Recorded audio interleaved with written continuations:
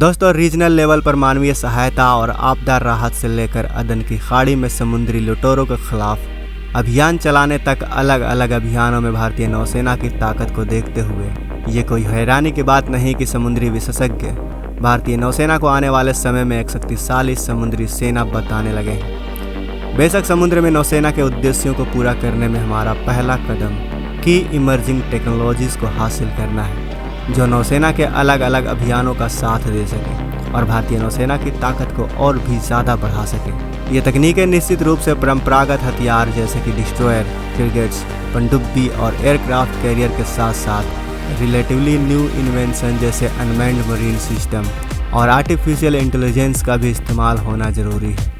लेकिन इस वक्त भारतीय नौसेना को ज़रूरत है एक और नए एयरक्राफ्ट कैरियर की, क्योंकि हमारे दुश्मन चीन के पास 2 एयरक्राफ्ट कैरियर पहले से ही मौजूद है और तो और एक और सुपर एयरक्राफ्ट कैरियर समुद्र में उतर चुका है।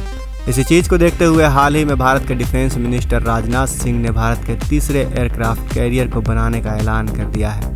ऐसे में चलिए जानते हैं भारत के तीसरे एयरक्राफ्ट कैरियर के बारे में कि यह कितना खास है, कितना ताकतवर है और ये कब तक बनकर तैयार हो जाएगा। वीडियो के अंत तक बने रहें। दोस्तों, सबसे पहले आपको बता दें कि भारत में जो तीसरा एयरक्राफ्ट कैरियर बन रहा है वो INS विक्रांत की तरह ही 45,000 टन वजनी होगा, लेकिन इसमें कुछ बदलाव किए जाएंगे और INS विक्रांत के मुकाबले कुछ नए एडवांस टेक्नोलॉजी का भी इस्तेमाल किया जाएगा।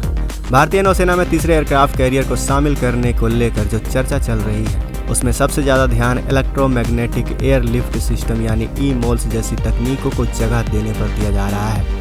जब भारतीय नौसेना को अपना दूसरा एयरक्राफ्ट कैरियर INS विक्रांत मिला था, तब नौसेना के चीफ ने अपने बयान में कहा था कि भारतीय नौसेना अपने तीसरे एयरक्राफ्ट कैरियर को ज़्यादा ताकतवर और न्यूक्लियर ऑपरेटेड 65,000 टन वाला INS विशाल बनाना चाहती है, जो 30,000 से ज़्यादा एयरक्राफ्ट ले जाने में सक्षम हो, लेकिन कम बजट ने छोटे और इलेक्ट्रिक प्रोपल्शन वाले IAC-2 यानी INS विक्रांत जैसे एक और एयरक्राफ्ट कैरियर को चुनने पर मजबूर कर दिया है।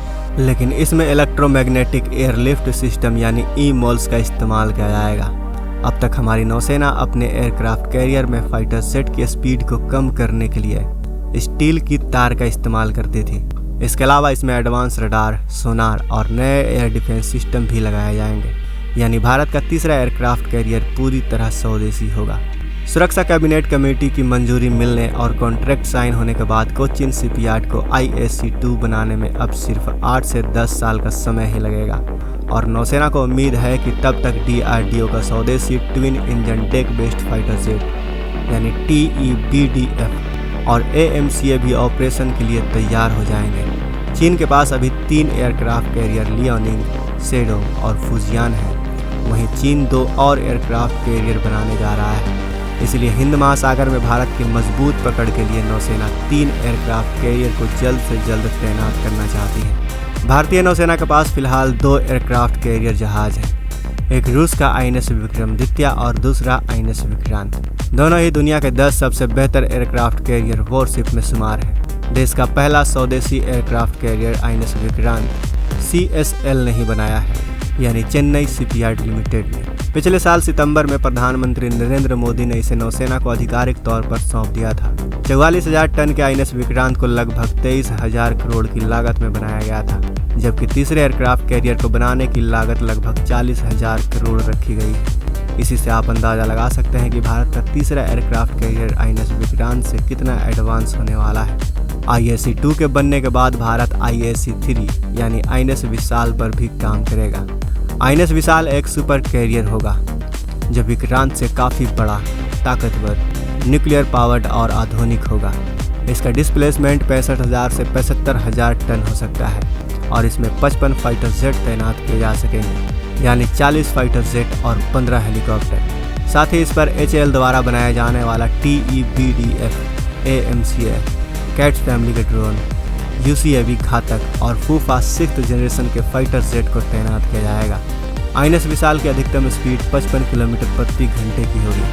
INS विक्रांत और तीसरे एयरक्राफ्ट कैरियर को 1600 सैनिकों के रहने के लिए डिज़ाइन किया गया है, जबकि INS विशाल में एक साथ लगभग 2,300 सैनिक रह सकते हैं। INS विशाल की संभावित लागत 80,000 करोड़ रुपए या इससे भी अधिक बताई जा रही है। मई 2012 में तत्कालीन navy chief admiral Nirmal Verma ने बताया था कि देश में बनने वाले तीसरे एयरक्राफ्ट कैरियर के लिए स्टडी की जा रही है और तब आईएनएस विशाल की चर्चा शुरू हो गई थी। साल 2020 में आईएनएस विशाल के नेवी में शामिल होने की उम्मीद जताई जा रही थी, लेकिन कई कारणों से ये प्रोजेक्ट शुरू ही नहीं हो पाया। फिर साल 2018 में भी भारतीय नौसेना ने संभावना जताई थी कि आईएनएस विशाल का निर्माण कार्य 2021 तक शुरू हो जाएगा, लेकिन अब तक इस पर काम शुरू हो ही नहीं पाया है। और अब भारत आईएनएस विक्रांत जैसा एक और एयरक्राफ्ट कैरियर को बनाने के बाद ही आईएनएस विशाल को बनाने वाला है। ऐसे में भारत को अपने समुद्री तटों की सुरक्षा के लिए आईएनएस विशाल जैसे बड़े और मॉडर्न तकनीक वाले एयरक्राफ्ट कैरियर की ज़रूरत है ही। वैसे दोस्तों, आपको क्या लगता है, क्या तीसरे एयरक्राफ्ट कैरियर को बनाने के बाद भारत आईएनएस विशाल को बनाने का काम शुरू कर देगा, या फिर हमेशा की तरह फिर ये भी टाल दिया जाएगा? अपने विचार हमें कमेंट बॉक्स में अवश्य बताएं। वीडियो पसंद आई हो तो वीडियो को लाइक करें, शेयर करें, और अगर आपने अभी तक इस चैनल को सब्सक्राइब नहीं किया है तो इस चैनल को भी सब्सक्राइब कर लें। मिलते हैं अगले वीडियो में। जय हिंद, जय भारत।